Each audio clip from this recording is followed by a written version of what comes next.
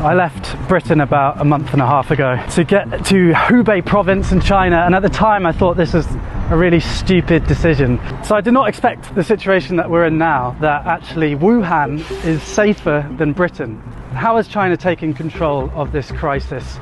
Well, I've been living in Shanghai with Wu Ming for the last 3 weeks. I want to show you a bit of an insight into life here in China at the moment, and in particular 3 things the Chinese government have done to control the crisis that I think would be pretty hard in Britain.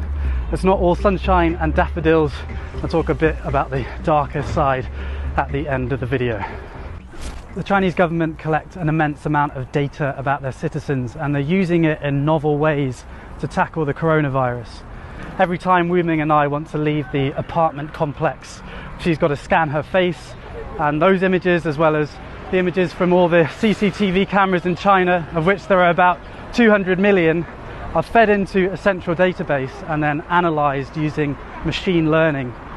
So it means basically if you're in sight of a camera with about 5 on this crossroads, then it's likely that the Chinese government have analysed your face and know where you are. Another big source of data is the WeChat app. You might have heard of it.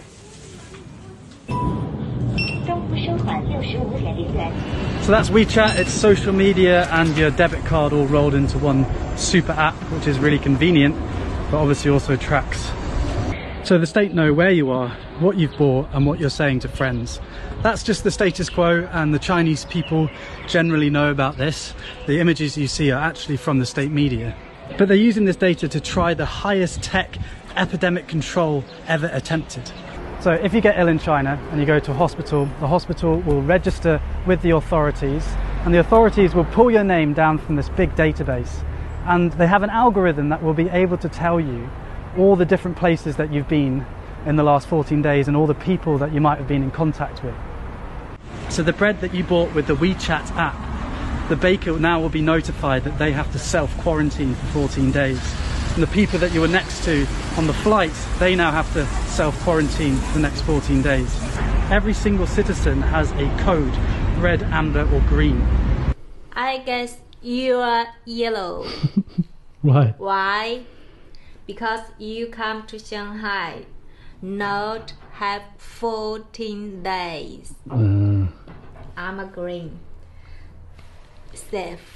But if I'm yellow, shouldn't you be yellow? No, just you are yellow.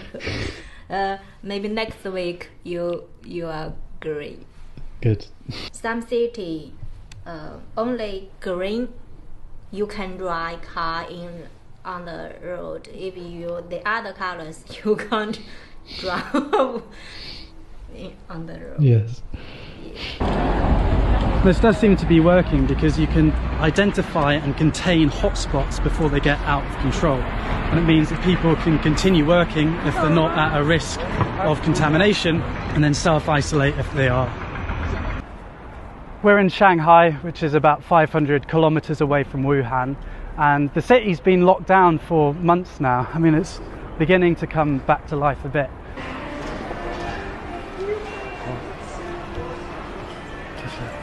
Last time I was here, there was basically no one here, so it's good the city's beginning to open up a bit.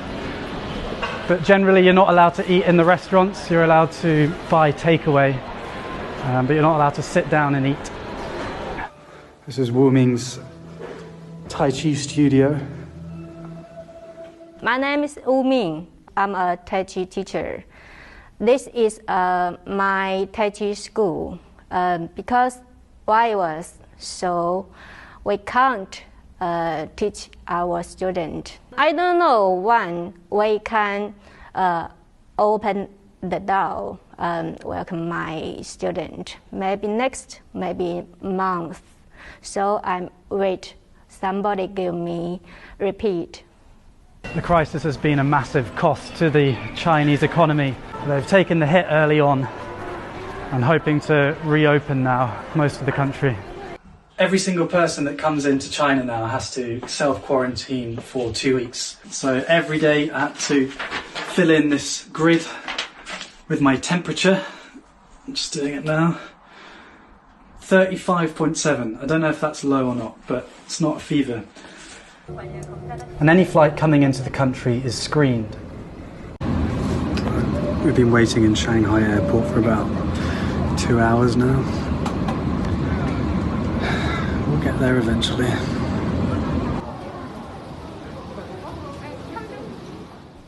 Compare that to Britain, where many flights left Italy, the centre of the European outbreak. On arrival, not even temperatures were taken. Controls were even tighter in Wuhan and Hubei, where you basically weren't allowed to leave the house, and you could only drive with a special permit.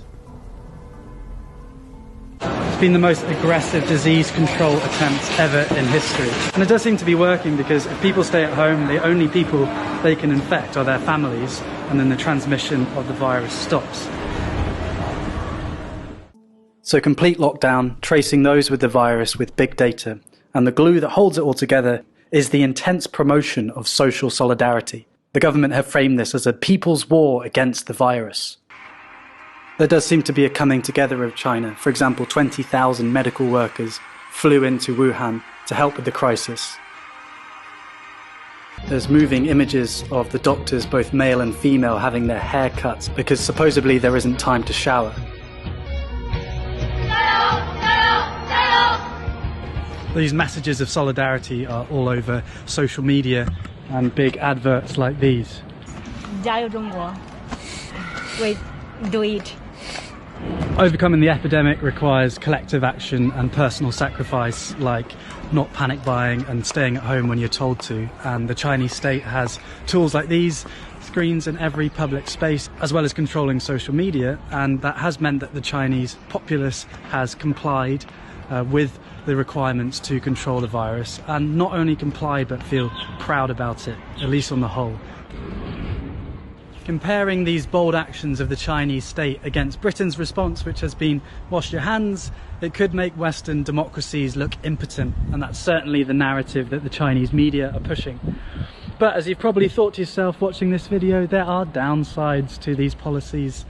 I'm not going to talk about them. I'm in China to share their ancient philosophy and Tai Chi and all these wonderful things about China, and I don't want to risk anyone around me. But if you want to learn more, I would read Orwell, and I've linked some articles and videos in the description. I'd love to hear your thoughts on what we should and shouldn't take from China's experience. In this time of crisis, where I'm worrying about my loved ones like I imagine you are, I hope that we can get through this, and I hope that we remember our values, the values of freedom and mutual respect. Historically and today, these aren't the norm, and so they're precious. Thanks for watching. I will see you when I see you next. Mask back on.